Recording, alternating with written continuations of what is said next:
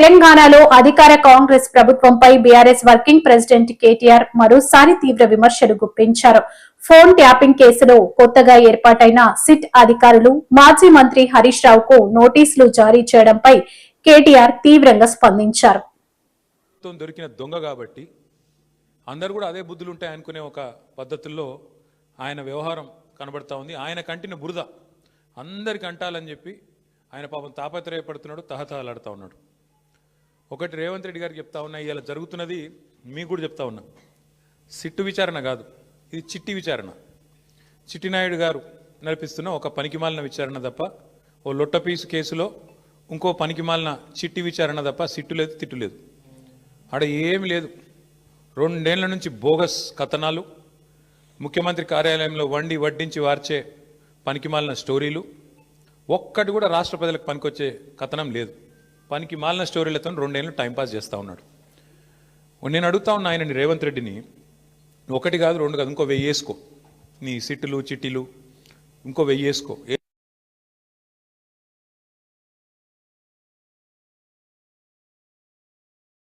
ఏం ఫరక్ పడదు. మేము మాత్రం నీ కొద్దిగా ఉంటే కొన్ని రోజులు శునకానందం ఉంటుంది, కానీ మేము మాత్రం నేను వదిలిపెట్టాం. బీఆర్ఎస్ ఇవాళ తెలంగాణ ప్రజల గొంతుక, ప్రధాన ప్రతిపక్ష పార్టీ. మీరు ఎన్నికల్లో ఆనాడు మమ్మల్ని ఓడించడానికి అడ్డమైన మాటలు చెప్పి, అడ్డగోలు హామీలు ఇచ్చి, అందమైన అబద్ధాలను 6 గ్యారంటీ కార్డుల రూపంలో ప్రచురించి ఆ రోజు ప్రజలను ఏదైతే బురిడి కొట్టించినారో, మేము ప్రజల తరపున గట్టిగా మాట్లాడుతున్నాం అనేది నీ బాధ. ఇవాళ ఎట్లా ఉన్నదంటే నీ వ్యవహారం రేవంత్ రెడ్డి గారు, అదృష్టం ఆందోళన ఎక్కిస్తే బుద్ధి మాత్రం ఇంకా బురదలనే ఉన్నది రేవంత్ రెడ్డిది. రాజకీయంగా ఇంకా కూడా ఆయనకు జ్ఞానం రాలే, ముఖ్యమంత్రి అన్న సోయి లేదు. తెల్లారి లేస్తే కేసీఆర్ గారిని తిట్టడం, మా పార్టీ నాయకులను తిట్టడం, పనికిమాలిన బూతులు మాట్లాడడం, పనికిమాలిన పని చేయడం తప్ప. అందుకే అంటున్నా నేను, అదృష్టం అందలం ఎక్కించినా బుద్ధి మాత్రం బురద బుద్ధే రేవంత్ రెడ్డిది. అందుకే ఈ దిక్కుమాలిన పనులు చేస్తూ ఉన్నాడు. 2 సంవత్సరాల నుంచి సాగదీస్తున్నాడు ఫోన్ ట్యాపింగు. నేను ఇవాళ అడుగుతా ఉన్నా రేవంత్ రెడ్డిని, ఎందుకు ఒక్క అధికారి కానీ, ఒక్క మంత్రి కానీ, లేదా స్వయంగా హోంమంత్రి ముఖ్యమంత్రిగా ఉన్న ఈ రాష్ట్రంలో ఒక్క అఫీషియల్ ప్రెస్ మీట్ ఎందుకు ఉండదండి ఫోన్ ట్యాపింగ్ మీద? ఒక్కరు బయటకు వచ్చి ఎందుకు మాట్లాడరు?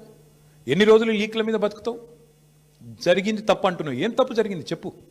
ఇంకెన్ని రోజులు లీక్ల మీద బతుకుతావు?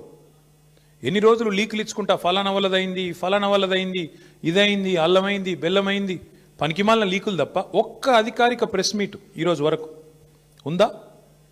సిట్టు కానీ, ఇంకోటి కానీ, లేదా మంత్రులు కానీ, ముఖ్యమంత్రి కానీ ఒక్క మాట అధికారికంగా చెప్పిన పాపన పోయినరా? ఏంది ఫోన్ ట్యాపింగ్? ఎవరి ఫోన్ ట్యాపింగ్? ఎక్కడ ఫోన్ ట్యాపింగ్? ఏం జరిగింది? రాజకీయ వేధింపులకు ఇంకా విచిత్రం ఏంటంటే, హరీష్ రావు గారి మీద కుట్ర, ఎవరో ఒక ఆయన సిద్దిపేటలో ఆయన మీద రాజకీయ ప్రత్యర్థిగా ఉన్న ఆయనతోని కేసు పెట్టించారు. పెట్టిస్తే హరీష్ రావు గారు న్యాయస్థానాన్ని ఆశ్రయించినారు, హైకోర్టు పోయినారు. హైకోర్టు కొట్టేస్తే ముఖ్యమంత్రి గారు ఆయన ఆరాటం ఎట్లాంటిదంటే హరీష్ రావు గారిని జైలుకు పంపాలని సుప్రీంకోర్టుకు పంపించినాడు ఈ కేసును. హైకోర్టు కొట్టిస్తే ప్రభుత్వ పైసలతోని, ప్రభుత్వమే పెద్ద న్యాయవాదులు గంటకు ₹1 తీసుకునే న్యాయవాదులను పెట్టి ప్రజల పైసలతోని సుప్రీంకోర్టుకు పోయినాడు. సుప్రీంకోర్టు కూడా కొట్టేసింది. అయినా నీకు సిగ్గు రాలేదా? ఈ కేసులో ఏం లేదు, విచారణార్హం కాదు ఈ కేసు అని, ఈ ఫోన్ ట్యాపింగ్లో పసలేదు హరీష్ రావు గారి మీద అని చెప్పి సుప్రీంకోర్టు కొట్టేసినాక కూడా, సుప్రీంకోర్టు కంటే కూడా నీ సిట్టు నీ చిట్టి పెద్దదా? అసలు ఏమైనా ఇంగితం ఉందా ఈ ముఖ్యమంత్రికి కానీ ప్రభుత్వానికి కానీ? వాళ్ళ బాధ అంతా ఒకటే.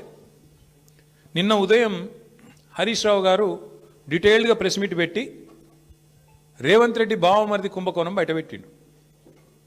రేవంత్ రెడ్డి బావమరిది బయట పెట్టే వరకు వెంటనే సాయంత్రం వరకు హరీష్ రావు గారికి నోటీసులు.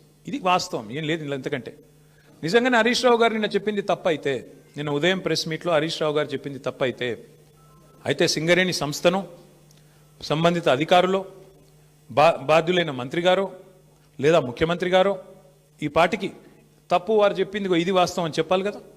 చెప్పారా? 24 గంటలు అయిపోయింది, ఎందుకు మాట్లాడట్లేదు? ఎందుకు ఒక్క స్పందన లేదు? ఎందుకు ఒక్కరంటే ఒక్కరు? కాంగ్రెస్ కుంభకోణాలు బయటపెట్టిన ప్రతిసారి ఇదే డైవర్షన్ గేమ్లు, ఇదే రకమైన డ్రామాలు వీళ్ళకి అలవాటుగా మారిపోయింది. సింగరేణి టెండర్లలో ఇవాళ నేను ఆధారాలతో సహా మీ ముందు బయటపెట్టబోతా ఉన్నా. స్పష్టంగా రేవంత్ రెడ్డి గారి బావమరిది కోసం ఆయనని కింగ్ పిన్గా చేసి, సృజన్ రెడ్డి అనే వ్యక్తిని కింగ్ పిన్గా చేసి, ఆయన చుట్టూ ఇవాళ మొత్తం ఆ టెండర్లన్నీ రిగ్గింగ్ చేసి మొత్తానికి 9 టెండర్లు ఇప్పటికే పూర్తి చేసినారు. మీకు ఈ విషయంలో ఒక చిన్న అవగాహన ఉండాలి కాబట్టి ఒక చిన్న విషయం చెప్తాను. మేము గతంలో దాదాపు 10 ఏళ్ళు అధికారంలో ఉన్నాం. సింగరేణి సంస్థలో కేసీఆర్ గవర్నమెంట్ ఉన్నప్పుడు ఎన్నడూ రాజకీయ జోక్యం లేదు, ఎన్నడూ ఇట్లాంటి దిక్కుమాలిన కార్యక్రమాలు లేవు, ఈ పైసల ఆలోచన లేదు. అందుకే నీట్గా కంపెనీ నడిచింది. వేలాది మంది కార్మికులకు అద్భుతమైన బోనస్లు ఇచ్చినాం, 30%, 35% బోనస్లు ఇచ్చినాం. సంస్థ బాగు కోసం ఆలోచించినాము, సంస్థను లాభాల్లోకి తీసుకొని పోయే ప్రయత్నం చేసినాం. వేల మంది కార్మికుల వాళ్ళని సంరక్షించడం, వాళ్ళకి ఇచ్చిన వాగ్దానాలు నెరవేర్చడమే లక్ష్యంగా మేము పనిచేసినాం. అందుకే ఆ రోజు సింగరేణి సంస్థలో ఏదైనా టెండర్ పిలిస్తే ఎస్టిమేటెడ్ వాల్యూ కంటే మైనస్లో పోయేది టెండర్. ఎస్టిమేటెడ్ వాల్యూ 100 రూపాయలు అయితే -10